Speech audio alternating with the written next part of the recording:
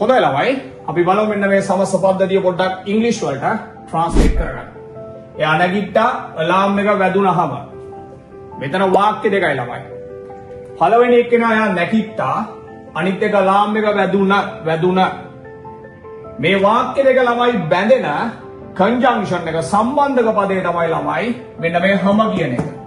වැදුනහම වැදුන විට හම විට කියන වචනයට අපි ඉංග්‍රීසි වලින් කියනවා කන්ජන්ක්ෂන් එකට ඉංග්‍රීසි වලින් කියනවා ළමයි when කියන වචන අපි පාවිච්චි කරනවා when විට කියන වචන හම විට when.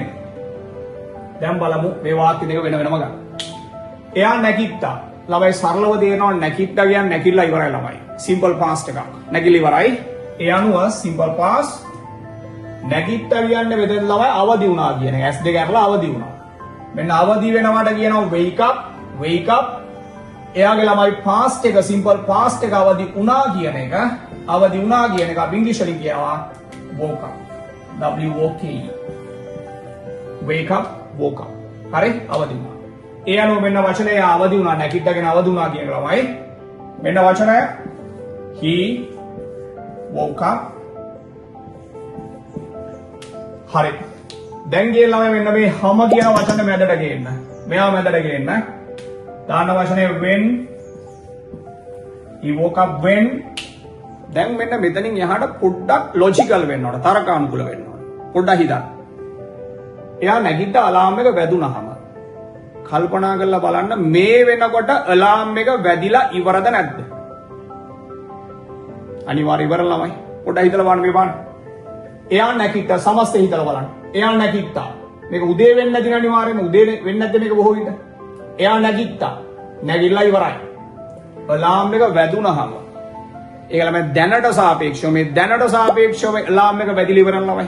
මේ වෙනකොට අලාම් එකත් වැදිලා ඉවරයි. ඒ නිසා නැගිට්ටා. එහෙනම් ළමයි අපි මෙතනදී අලාම් එක වැදුනහම කියනකොට අපි හිතන්න ඕන අලාම් එක වැදෙනවා කියන අදහසින්ද වැදුනා කියන අදහසින්ද? ඔයාලට සරලව තේරෙනවා අනිවාර්යෙන්ම වැදුනා කියන අදහසින් හිතන්න ඕන. වැදිලා ඉවරලා මේ වෙනකොට. එහෙනම් මේ වැදෙන එක වැඩක් නැහැ. දැන් බලන්න ඔය කියන්නේ අලාම් එක වැදුනා. එතනත් බලන්න ටෙන්ස් එක මොකක්ද කියලා. වැදුනා කියනවා මේකත් වෙලා ඉවරනේ. ඒකත් සිම්පල් පාස්ට් එකක්. අපි ළමයි සාමාන්‍යයෙන් අලාම් එකක් වගේ වදිනවට කියනවා go off වදිනවා. ring කියන වචනේත් හරිය ළමයි ගන්න පුළුවන්. එතකොට මෙයාගේ සාපේක්ෂ අතීතය ළමයි වැදුනා කියලා කියන්න ගන්නවා go එකේ පාස්ට් එක went off. ඔන්න වචනය. දැන් මේක අපි දාමු හරි. අලාම් එක වැදුනා. ළමයි අපි ඉංග්‍රීසි වාක්‍යයක් ලියන්නේ subject verb කර්තෘ ක්‍රියාව. අලාම් එක වැදුනා කිව්වම මෙන්න අලාම් එක තමයි subject එක කර්තෘ. වැදුනා ගාම මෙන්න මෙයා තමයි verb එක. ඒක තේරෙන්නේ නැත්නම් මෙහෙම හිතන්නකො ටිකක්.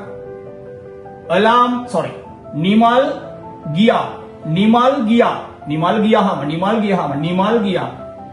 නිමල් subject එක කර්තෘ ගියා කියන්නේ verb එක. දැන් හිතන්න අලාම් එක ගියා. අලාම් එක subject එක ගියා කියන්නේ verb එක. දැන් හිතන්න අලාම් එක වැදුනා. අලාම් එක subject එක වැදුනා කියන්නේ verb එක. ඉංග්‍රීසියෙන් අපි මේ වාක්‍යයක් ලියලා ළමයි subject verb. මොකද අපි ඕඩර් එක සාමාන්‍යයෙන් active order එක. ඒ අනුව මෙතන කොහොමද දෙන්න ඕන? when දාන්න දැන් subject එක alarm එක. ගෙදර දන්න alarm එකනේ. එහෙනම් නිකම්ම alarm කියන්න බෑ ළමයි. අපි දානවා මොකද්ද? when the දාන්න. when the alarm හරි. දැන් දාන්න වැදුනා කියන්නේ වැදිලා ඉවරනේ. when the alarm went off. වෙන්න අපේ සමස්තය හරි. he woke up when the alarm went off. එයා නැගිට්ටා අවදි වුණා alarm එක වැදුනා. දැන් මෙතනදී වෙන වැරදි උත්තර කියන්න එපා ළමයි. when ring the alarm හරි. එහෙම බෑ. ring rang එහෙම දාන්න බෑ. ක්‍රමය මොකද්ද? සබ්ජෙක්ට් එක verb එක. කර්තෘ ක්‍රියාව. සමස්තය බලන්න. He woke up when the alarm went off. වෙලාව වරම් පැහැදිලි කරන්න ඕනේ ඒවා. වීඩියෝ එකට පොඩ්ඩක් පැහැදිලි කරේ. බොහොම ස්තුතියි. Thank you very much. Have a good one.